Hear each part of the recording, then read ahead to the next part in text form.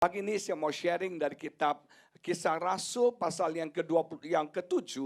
Saya mengajak kita membaca ayat yang ke-20 sampai ayat yang ke-29. Kisah Rasul pasal yang ke-7 ayat yang ke-20 sampai ayat yang ke-29 menulis demikian. Pada waktu itulah Musa lahir dan ia elok, ia cantik, ia ganteng di mata Allah. 3 bulan lamanya ia diasuh di rumah ayahnya. Lalu ia dibuang, tetapi putri Firaun memungutnya dan menyuruh mengasuhnya seperti anaknya sendiri. Dan Musa dididik dalam segala hikmat orang Mesir dan ia berkuasa di dalam perkataan dan perbuatannya. Pada waktu ia berumur 40 tahun, timbullah keinginan dalam hatinya untuk mengunjungi saudara-saudaranya, yaitu orang-orang Israel.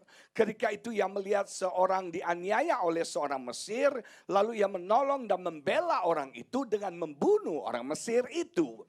Pada sangkanya, pada kiranya saudara-saudaranya akan mengerti bahwa Allah memakai dia untuk menyelamatkan mereka. Tapi mereka tidak mengerti. Pada keesokan harinya ia muncul pula ketika 2 orang Israel sedang berkelahi. Lalu ia berusaha mendamaikan mereka. Katanya, saudara-saudara, bukankah kamu ini bersaudara? Mengapakah kamu saling menganiaya? Tetapi orang berbuat salah kepada temannya itu menolak Musa dan berkata, siapakah yang mengangkat engkau menjadi pemimpin dan hakim atas kami? Apakah engkau bermaksud membunuh aku sama seperti kemarin engkau membunuh orang Mesir itu? Mendengar perkataan itu, larilah Musa dan hidup sebagai pendatang di tanah Median. Di situ ia memperanakkan 2 orang anak laki-laki. Nah, Bapak Ibu Saudara sekalian, seringkali hidup ini tidak berjalan seperti idealnya. Seringkali hidup ini tidak berjalan seperti yang kita harapkan, seperti yang kita bayangkan, seperti yang kita impikan. Seringkali ideal dengan realitas itu berbenturan. Seringkali ideal dengan realitas itu bertolak belakang. Saudara, semua orang pasti memimpikan hal yang baik. Tapi kenyataan yang kita alami berbeda dengan apa yang kita impikan. Saudara, semua orang memimpi beridealnya sehat. Kita orang sehat, orang yang luar biasa. Tapi faktanya ada berapa banyak orang yang sakit dan menderita. Idealnya rumah tangga kita bahagia. Betul gak saudara? Tapi faktanya ada berapa banyak orang yang rumah tangganya tidak bahagia. Jemaat yang diberkati, semua orang yang menikah pasti mengharapkan rumah tangganya seperti Cinderella saudara. Dan pangeran yang hidup berbahagia selama-lamanya. Tapi fakta realitasnya ada berapa banyak rumah tangga yang tidak berhasil. Ada berapa banyak rumah tangga yang tidak harmonis. Ada berapa banyak rumah tangga yang berakhir dengan perceraian. Nah, Bapak Ibu Saudara sekalian, ideal dengan realitas itu seringkali bertolak belakang terjadi dalam hidup kita. Bahkan sebagai hamba Tuhan pun, ideal saya dengan realitas itu seringkali bertolak belakang. Nah, Bapak Ibu Saudara sekalian, kita mau belajar dari seorang yang bernama Musa. Musa adalah seorang yang mendapatkan favor Tuhan dalam hidupnya. He found God's favor dalam hidupnya. Kalau kita bicara God's favor, kita bicara apa? Berkat yang spesial yang Tuhan berikan dalam hidup Musa. Musa mendapat berkat yang spesial dalam hidupnya. Luar biasa nih orang. Nah, yang namanya favor itu unearned, unmerited. Kita nggak bisa beli, kita nggak bisa usahakan, tapi favor itu kita dapatkan dari Tuhan. Dan setiap orang yang ada di tempat ini, kita mendapat favor Tuhan yang luar biasa dalam hidup setiap kita. Salami kiri kananmu, katakan, kamu mendapat favor Tuhan dalam hidupmu. Kamu punya favor Tuhan dalam hidupmu. Ada berapa banyak orang Kristen tidak sadar bahwa dia punya favor Tuhan dalam hidupnya. Bukan karena kita layak, bukan karena kita pantas, bukan karena kita usahakan, upayakan. Kita nggak bisa beli favor. Itu favor kita terima langsung daripada Tuhan. Dan Alkitab berkata Musa found favor. Musa mendapatkan favor. Kalau kita mendetail secara rinci, ada beberapa favor yang didapatkan oleh Musa ketika dia lahir. Nah, yang pertama Musa menerima namanya divine protection. Dia menerima perlindungan ilahi yang luar biasa. Bapak Ibu tahu Firaun merasa terancam dengan jumlah orang Israel yang semakin berkembang, yang semakin banyak. Orang Israel itu subur, saudara. Walaupun hidup sebagai budak, mereka subur, gampang sekali melahirkan. Dan mereka berkembang biak dengan sangat luar biasa. Sehingga Firaun akhirnya menyadari, jangan-jangan jumlah orang Israel menjadi lebih banyak dari orang Mesir. Dan kalau jumlah orang Israel lebih banyak, jangan-jangan keadaan akan terbalik. Bukan orang Mesir yang menjajah Israel, tapi orang Israel yang akan menjajah Mesir. Karena kalau kita bicara people is power. Nah, Bapak Ibu Saudara sekalian, akhirnya Firaun membuat satu kebijaksanaan. Semua bayi Israel yang lahir itu harus dibunuh. Termasuk bayi Musa. Harusnya Musa mati. Karena semua bayi orang Israel harus dibunuh. Tapi Tuhan melindungi Musa. Musa mendapat perlindungan ilahi dalam hidupnya. Mamanya, papanya bisa melindungi Musa. Sehingga Musa bisa selamat. Nah, Bapak Ibu Saudara sekalian, ketika kau menerima divine protection, harusnya kau binasa, harusnya kau mati, harusnya kau nggak ada di tempat ini. Tapi Tuhan melindungi engkau. Tangan Tuhan melindungi hidupmu. Itu artinya kau menerima favor Tuhan dalam hidup saudara. Saya punya teman pernah kerja di Papua. Satu hari mereka harus keluar dari Papua, mereka harus ke Manado. Jadi naik pesawat charter. Dan Bapak Ibu tahu cuaca di Papua sering berubah-berubah. Akhirnya pesawatnya jatuh di sebuah hutan. Semua meninggal, pilot meninggal, semua penumpang meninggal. Satu-satunya yang selamat teman saya. Bayangkan, itu divine protection. Nah, Bapak Ibu Saudara sekalian, Musa mendapat proteksi ilahi. Perhatikan satu kebenaran yang saya mau bagikan bagi Bapak Ibu Saudara sekalian. Iblis selalu ingin membunuh benih. Dengar, iblis selalu ingin membunuh benih. Kenapa iblis ingin menghancurkan Musa? Membunuh Musa ketika Musa lahir. Karena iblis tahu ada sesuatu yang hebat pada anak ini. Ada sesuatu yang luar biasa dalam hidup ini. Kalau saudara saya mau beritahu, harusnya kau mati tapi kau hidup hari ini. Ada sesuatu yang luar biasa yang Tuhan mau kerjakan dalam hidup Anda. Kalau Anda orang-orang biasa aja, biar mati aja. Tapi karena Anda orang luar biasa, Tuhan harus lindungi Anda. Karena ada sesuatu rencana Tuhan yang Tuhan mau kerjakan dalam hidup setiap kita. Dan bukan cuma itu, Alkitab katakan akhirnya bayi Musa nggak bisa dipertahankan lagi karena sudah umur 3 bulan. Alkitab berkata semakin besar, akhirnya akan ketahuan. Akhirnya mamanya membuat satu tempat, saudara, yang dilapisi oleh keranjang dilapisi oleh dan bayi Musa ditaruh di dalamnya. Dan bayi Musa diarungkan di sungai Nil. Bapak Ibu kalau tahu zaman dulu, sungai Nil sungai yang ganas, sungai yang buas. Di sana banyak kuda Nil dan buaya. Kuda Nil dan buaya itu binatang buas, pemakan manusia. Dan Bapak Ibu sudah memakan daging. Dan saudara, sungai Nil itu arungnya begitu deras. Tidak mudah bagi seorang bayi bisa survive di tengah sungai yang begitu ganas. Tapi tangan Tuhan ada pada Musa. Favor Tuhan ada pada Musa. Tuhan melindungi Musa. Dan luar biasa. Akhirnya Alkitab berkata bayi Musa terdampar di belakang istana putri Firaun. Saudara tahu, favor yang kedua yang diterima oleh Musa adalah divine access. Ada akses ilahi yang Tuhan buka buat Musa. Tidak sembarang orang bisa masuk di wilayah kerajaan. Wilayah kerajaan adalah wilayah yang restricted.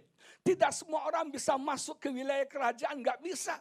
Saya pernah, saudara, waktu ke Washington DC, kita melihat mengunjungi White House. Gedung putih, cuma dari jauh, saudara. Kita nggak boleh masuk ke dalam. Restricted. Begitu kita lewat pagar, tembak langsung, saudara. Bayangkan, saudara, nggak semua orang bisa masuk kepada wilayah istana. Ke tempat tinggal putri Firaun. Tapi Tuhan punya favor dalam hidup Musa.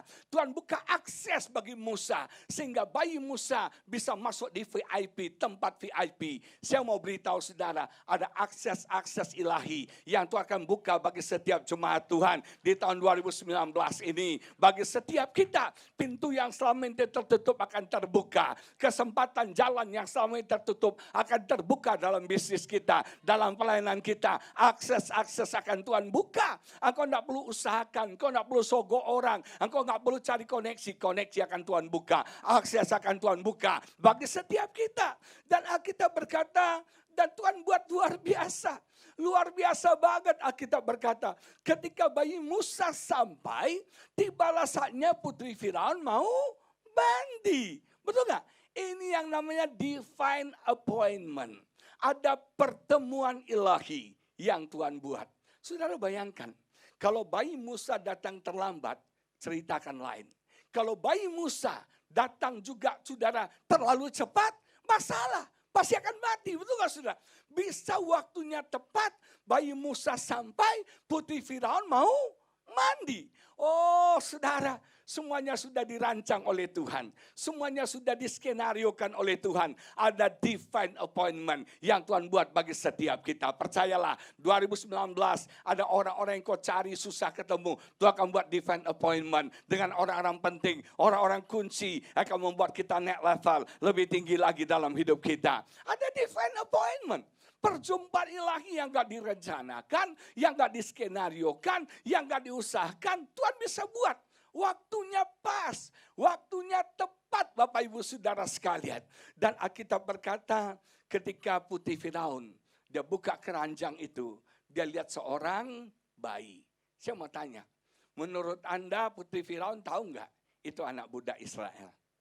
Tahu, karena yang buang anak pasti budak. Orang Mesir nggak mungkin akan buang anaknya. Dia tahu pasti ini adalah anak budak Israel. Musuh mereka, budak mereka. Tapi luar biasa ketika dia melihat bayi Musa. Alkitab berkata dia jatuh hati. Dia cinta, dia sayang sama Musa. Itulah favor saudara. Ketika dia lihat Musa, langsung dia sayang, langsung dia cinta. Nah saya selalu berdoa dalam hidup saya, Tuhan saya minta orang-orang yang sayang sama saya. Orang-orang yang memperhatikan saya, amin. Kita butuh favor itu dalam hidup kita. Orang lihat kita, orang gak lihat hantu, tapi orang lihat Tuhan saudara ya. Coba lihat kiri kanan, kau lihatnya apa saudara ya. Nah saudara, kita ada favor Tuhan dalam hidup kita. Orang tuh sayang sama kita. Cimeing tuh sama kita tuh sayang banget ya Cimeing ya. Haleluya. Pak Tim tuh sama saya baik banget saudara. Benar. Saya tuh kalau ulang tahun saya bukan gembala. Jadi saya gak punya jemaat seperti Pak Tim. Jadi gembala tuh enak. Kalau ulang tahun dirayain semua. Kadonya berlimpah-limpah bisa beli satu rumah saudara ya. Nah saya penginjil beda saudara. Beda. Saya nggak punya jemaat, saya nggak punya pengikut, saudara. Saya cuma untuk Tuhan aja. Tapi Tuhan itu baik, saudara. Setiap kali saya ulang tahun, itu dirayainnya seminggu, saudara. Ada 7 kue ulang tahun, saudara. Benar. Saya kalau ulang tahun nggak tahu, khotbah di satu gereja. Dan orang gereja itu sudah tahu ulang tahun saya. Setiap kali saya khotbah, pas juga tanggalnya di situ, dirayain, saudara. Dikasih kue kek, di satu jemaat tiba-tiba selesai saya khotbah, semua bilang, happy birthday. Surprise banget. Gue bukan gembala. Gue cuma pengkhotbah. Kok satu gereja ngerayain saya punya ulang tahun. Terus teman-teman saya semua ngerayain ulang tahun sudah. Dari ini, dari hotel ini, dari tempat ini. Tiap hari makan. Sampai saya posting di Instagram, saya follow Agus Lutan. Nah saudara ya, di situ saudara saya posting potong kue terus. Sampai teman saya bilang, Pak hati-hati diabetes, kuenya manis saudara. Nah jemaat yang diberkati, kita butuh favor Tuhan. Sehingga orang yang ketemu dengan kita sayang sama kita, baik sama kita, lembut sama kita. Nama Tuhan dipermuliakan, amin. Salami kirim orang sayang sama kamu. Orang sayang sama kamu. Jalan kita dipermudah, hati orang lunak aja sama kita. Hati orang lembut aja sama kita. Dan kemudian Alkitab berkata, putri Firaun mengadopsi. Betul nggak? Musa menjadi anaknya. Tadi yang pertama divine protection. Yang kedua divine access. Yang ketiga divine apa tadi? Appointment. Terus mendapat divine love, kasih sayang. Terus yang kelima dia mendapat divine promotion. Diangkat menjadi anak putri Firaun. Musa itu siapa sih? Anak budak. Betul nggak? Anak budak diangkat jadi anak raja. Bukankah saudara dan saya juga mengalami divine promotion dalam hidup kita? Tadi kita hanya budak dosa. Sekarang kita jadi anak raja. Di atas segala raja. Tuhan mengangkat hidup kita. Begitu luar biasa. Nama Tuhan dipermuliakan. Amin. You have divine promotion. Saudara siapa? Engkau budak dosa, jatuh dalam dosa. Tapi Tuhan memberikan promosi dalam hidup kita. Kita diadopsi menjadi anak-anak Allah. Dan Anda tahu saudara, saya baca di Alkitab, ada 180 berkat yang kita terima sebagai anak Allah. Ada berapa banyak? 180 berkat yang kita terima sebagai anak Allah. Salah satu berkat yang langsung kita terima sebagai anak Allah adalah kita mendapat akses langsung datang kepada Tuhan. Memanggil dia Aba ya Bapa. Dan kita mendapat garansi bahwa doa kita dijawab oleh Bapa kita. Makanya kalau kita sadar kita punya Bapa, kita dapat promotion, kita panggil dia Aba ya Bapa, kita nggak perlu khawatir dalam hidup kita. Kita nggak perlu takut dalam hidup kita. Bapa di dunia aja tahu memberikan yang terbaik bagi anaknya. Pak Timothy ini Bapak ya. Kalau anakmu minta roti breaktalk, nggak mungkin kau kasih ular kan? Kalau anakmu minta minum Coca-Cola, nggak mungkin dikasih racun, betul nggak? Bapa dunia aja tahu memberikan yang terbaik bagi anaknya. Apalagi Bapa di surga, dia memberikan yang terbaik bagi hidup setiap kita. Makanya kita nggak usah khawatir, karena Bapa pelihara hidup kita. Saudara, saya mau sharing sedikit kata pelihara. Kata pelihara itu care. God care for you. Kata pelihara itu dalam bahasa asli artinya antisipasi sebelum sesuatu terjadi dan sudah dipenuhi. Kata pelihara itu artinya antisipasi sebelum segala sesuatu terjadi dan sudah dipenuhi. Itu Bapak yang baik. Saudara, saya punya teman orang pengusaha sangat diberkati Tuhan. Cinta Tuhan, melayani Tuhan, diberkati Tuhan dalam bisnisnya. Nanti Oktober anak keduanya akan menikah. Nanti Oktober anak keduanya akan menikah. Dan saya percaya nanti Oktober akan menikah, belum terjadi. Ini sekarang baru Februari, masih berapa? 7 bulan lagi anaknya menikah. Tapi saya percaya orang tuanya sudah menyiapkan semua dana yang diperlukan untuk anaknya menikah. Anaknya gak usah menikah dengan iman. Bapaknya sudah sediakan semua biaya yang diperlukan Oktober untuk menikah. Belum terjadi. Tapi sudah diantisipasi dan sudah dipenuhi. Itulah Bapa di surga. Dia tahu bulan Mei kita butuh sesuatu, sudah disediakan. Dia tahu bulan Oktober kita butuh sesuatu, sudah disediakan oleh Bapa kita. Maka dari itu saudara, ada 180 berkat yang kita terima sebagai anak-anak Allah. Kita dapat akses langsung datang sama Tuhan. Saudara, tidak semua orang bisa ketemu Pak Jokowi. Tidak semua orang. Saya punya teman satu hari makan di Bogor, waktu dia lagi selesai makan, dia cuci tangan di wastafel. Waktu dia lagi cuci tangan mau balik ke mejanya, terbuka pintu restoran, Pak Jokowi masuk saudara. Langsung teman saya refleks, dia salami. Shalom Pak Presiden, hormat katanya, dia salaman. Langsung Pak Jokowi refleks terima salamnya. Nah akhirnya dia duduk di meja, isinya lihat ada Jokowi masuk saudara. Istrinya mau berdiri, mau samperin Pak Jokowi. Tiba-tiba ada orang bilang, ibu tetap duduk. Ibu tenang saja, ibu jangan bergerak. Rumahnya pas pampres saudara ya. Enggak sembarang orang bisa ketemu Pak Jokowi. Tapi ada seorang anak kecil umur 2 tahun yang bisa keluar masuk istana. Bisa siap saat guling-guling di kasurnya Pak Jokowi. Bahkan berani bangunin Pak Jokowi. Berani gangguin Pak Jokowi, narik-narik Pak Jokowi. Kenapa? Siapakah dia? Jan Etes, cucunya Jokowi. Itu enaknya dia cucu presiden, Bapak Ibu Saudara sekalian. Nah saudara, karena dia cucu, dia dapat akses. Kita juga dapat akses datang kepada Tuhan. Karena kita terima divine promotion. Engkau tadinya budak, sekarang diangkat, diadopsi menjadi anak Allah. Nama Tuhan dipermuliakan, amin. Bukan cuma itu Alkitab berkata. Kemudian Putri Firaun berpikir, dia bukan ibu. Jadi dia mencari seorang wanita yang bisa menyusui Musa. Akhirnya Maryam bilang, oh ini ada seorang wanita Israel yang bisa menyusui.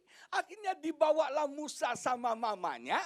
Mamanya bisa menyusui Musa dan hebatnya. Bukan cuma mamanya bisa menyusui Musa. Bahkan dibayar oleh putri Firaun. Ibu-ibu mau nggak? Menyusui anak sendiri dibayar, mau nggak? Oh mau banget, betul nggak Ibu ya? Itu namanya double blessing. Kalau orang mendapat favor Tuhan, ada berkat 2 kali lipat Tuhan berikan dalam hidupnya.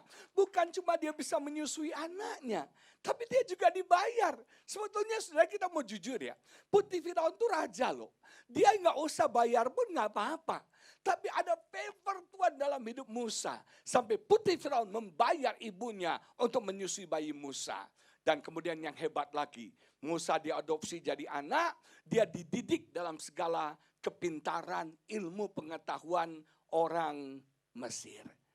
Bukan cuma divine access, bukan cuma divine appointment, tapi Musa juga mendapat divine privilege dalam hidupnya. Siapa Musa? Sampai bisa mendapat pendidikan kelas Mesir. Anda tahu Mesir adalah negara paling maju pada waktu itu. Negara pendidikan paling terkenal pada waktu itu Mesir. Saudara, luar biasa. Dulu nggak ada Oxford, nggak ada Harvard. Dulu tuh orang belajarnya di Mesir, saudara. Dan Mesir itu pusat pendidikan dunia pada waktu itu. Dan Musa mendapat privilege. Bisa belajar dari orang-orang hebat, guru-guru hebat. Karena dia punya fasilitas privilege sebagai anak putri Firaun. Luar biasa. Saya menubuatkan 2019 engkau mendapat divine privilege dalam hidupmu. Yang tidak pernah kau pikirkan, yang tidak pernah kau bayangkan, yang tidak pernah kau harapkan. Ada privilege yang luar biasa. Tuhan akan berikan dalam hidup setiap kita. Nama Tuhan dipermuliakan. Amin. Salah mikir kamu bilang ada divine privilege untukmu. Ada divine privilege untukmu. Dan Alkitab berkata saudara bukan cuma itu. Waduh, Musa ini kaya banget sama paper ya. Gak habis-habis di satu khotbah tentang papernya Musa. Alkitab berkata dia berkuasa dalam perkataan dan perbuatannya. Dia punya divine otoritas. Dia punya otoritas yang luar biasa. Apapun yang dia katakan itu berkuasa. Perkataannya berkuasa. Semua perbuatannya berkuasa. He has a power. Dia anak raja. Dia cucunya Firaun. Dia berkuasa. Wow. Saudara, bukankah engkau anak raja dan you have authority? Anda punya otoritas, Anda punya power dalam hidupmu saudara. Ada banyak orang yang tidak sadar dia orang yang powerful. Ada banyak orang yang tidak sadar dia punya otoritas ilahi yang luar biasa dalam hidupnya. Kita punya otoritas saudara. Kita punya power. Semua kuasa punya Tuhan.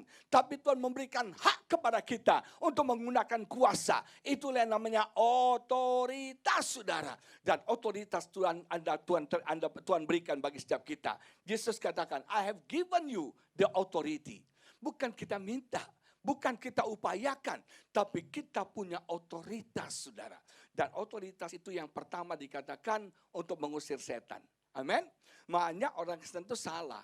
Ketika dia diganggu setan, dia doa, Tuhan, tolong usir setan. Tolong Tuhan. Saya mau tanya, Tuhan bisa usir setan nggak? Bisa banget, saudara. Kecil. Tapi Tuhan tidak akan lakukan itu.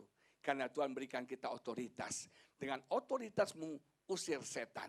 Yang kedua, Tuhan berikan kita otoritas untuk menyembuhkan penyakit.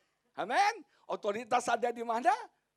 Penyakit. Kita punya otoritas untuk menyembuhkan penyakit.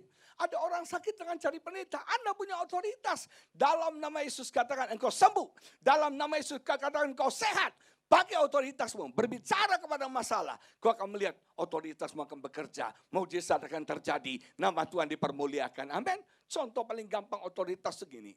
Saudara, di gedung ini PLN sudah supply semua listrik. Betul nggak? Nggak mungkin dong setiap kali ibadah, Pak Tim telepon PLN.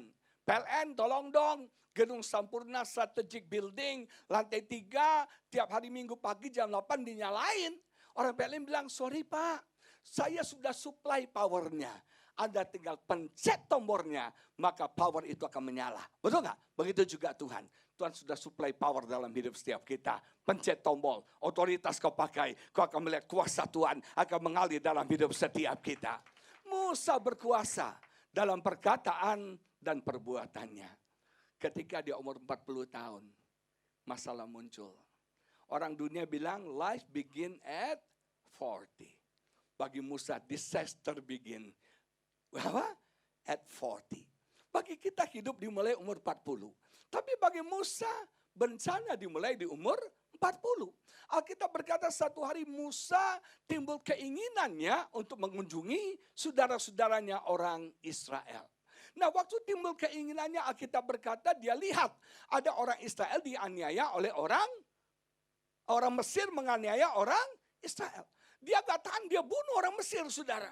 Nah, besoknya dia kunjungi orang Israel lagi. Dia pikir idealnya mereka akan sambut dia. Mereka akan hargai dia. Dia jadi pahlawan. Dia pikir akan disambut pakai kapet merah, tari pendek, hero. Gak taunya waktu dia lihat dua orang Israel bertengkar, dia tegur mereka. Dia bilang, bro, kenapa gak berantem? Kita orang semua bersaudara, doe. Jangan orang berantem. Baku dapat, baku pukul, jangan. Baku polo, baku. Betul gak?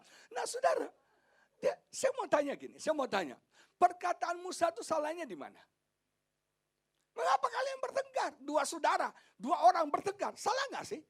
Musa gak salah perkataannya. Musa benar. Saudara gak gampang loh. Ketika kita menyatakan kebenaran, tapi kita ditolak. Kita menyatakan kebenaran, tapi kita ditolak. Dan Alkitab berkata akhirnya mereka bilang, siapa lo? Lo mau bunuh gua juga? Sama seperti bunuh orang Mesir itu. Mendengar perkataan itu, larilah Musa. Saya belajar satu hal. Kalau Anda terima favor for a purpose. Kalau Anda punya favor dalam hidup Anda, pasti ada tujuan Tuhan. Pasti ada rencana Tuhan. Pasti ada maksud Tuhan. Tapi punya purpose, punya favor, bukan berarti gak ada masalah, saudara. Masalah muncul, saudara. Kesalahan Musa adalah yang pertama. Musa tidak sabar menunggu waktunya Tuhan. Tuhan belum suruh Musa untuk bergerak memimpin bangsa Israel. Mungkin dia sudah tahu panggilannya, dia sudah tahu urapannya. Tapi dia nggak sabar menunggu waktunya Tuhan. Dia bertindak gegabah dengan caranya sendiri. Saya mau beritahu saudara, jangan ambil jalan pintas. Saudara, jangan melangkah sebelum Tuhan menyuruh Anda melangkah. Jangan bertindak sebelum Tuhan menyuruh Anda bertindak. Kesalahannya Musa, dia mendahului terlebih dahulu. Saya belajar satu hal. Everything happen in this world in the time God chooses. Segala sesuatu di muka bumi ini terjadi dalam waktu yang ditentukan oleh Tuhan. He set the time, bahasa Inggris katakan. Dia yang set waktunya. Jadi semuanya harus dalam waktunya Tuhan. Kita harus satu irama dengan waktunya Tuhan. Musa gak sabar. Dia gak menunggu waktunya Tuhan. Alkitab berkata Tuhan belum suruh, dia sudah melangkah. Jemaat yang diberkati Tuhan, sukses adalah doing right thing, right way, and right time. Apa? Doing right thing, right way, and right time. Waktunya harus tepat. Musa gegabah. Dia melangkah mendahului Tuhan. Akibatnya gagal. Dan bukan cuma itu. Alkitab berkata Musa belum siap, saudara. Musa belum siap. Dan orang Israel juga belum siap. Orang Israel belum siap. Mereka belum menjerit sama Tuhan kok. Mereka belum minta seorang deliverer. Mereka belum minta seorang pemimpin yang membebaskan mereka. Mereka belum siap. Mereka belum siap, makanya Musa datang. Emangnya lu pahlawan kesiangan? Siapa lu? Saudara, ketika keadaan belum siap, Anda datang, gagal saudara. Harus keadaannya sudah siap, semuanya sudah siap. Makanya semuanya akan jadi oke. Dan bukan cuma itu. Musa belum siap. Musa belum diproses oleh Tuhan. Dia masih terlalu Mesir. Makanya Tuhan harus nolkan Musa di Midian. Kadang-kadang kita belum siap. Tuhan harus nolkan kita. 40 tahun pertama umur Musa dia berkata, I am something. Anak raja tinggal di Mesir. 40 tahun kedua di Midian gembala kambing domba dia berkata, I am nothing. Anda harus masuk menjadi nothing. Dan 40 tahun ketiga sebagai pemimpin bangsa Israel, dia berkata, God is everything. Anda akan bisa berkata, Tuhan segala-galanya.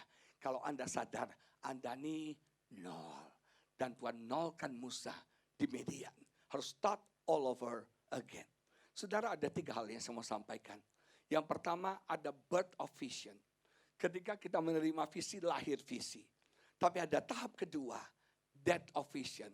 Visi terus mati dulu. Dan baru yang ketiga, resurrection of vision. Tuhan proses Musa 40 tahun di padang gurun. Musa sudah lupa rencana Tuhan. Tapi Tuhan tidak pernah lupa rencananya kepada Musa. Mungkin kau sudah lupa dengan rencana Tuhan dalam hidupmu. Tapi Tuhan gak pernah lupa rencananya dalam hidupmu. Tepat pada waktunya. Ketika proses sudah selesai. Tuhan angkat Musa jadi pemimpin hebat bangsa Israel. Apa yang favor for a purpose terjadi dalam hidup Musa. Hari ini kita orang yang mendapat favor Tuhan. Dan kalau Anda terima favor for a purpose. Tapi jangan lupa ada proses Tuhan. Jangan banyak anak muda bilang saya mau jadi pengkhotbah. Segala cara dilakukan. Koneksi dicari segala macam cara. No, tunggu waktunya Tuhan. Tunggu waktunya Tuhan. Tuhan angkat hidupmu. Tunggu waktunya Tuhan. Tuhan akan pakai engkau. Tunggu sampai kau zero. Sampai kau nol. Sampai kau nothing. Dan kau berkata, God everything. Tuhan akan angkat dan ada satu turning point terjadi dalam hidup kita. Mari kita bangkit berdiri, kita doa sama-sama pada pagi ini. Haleluya. Terima kasih Tuhan. Terima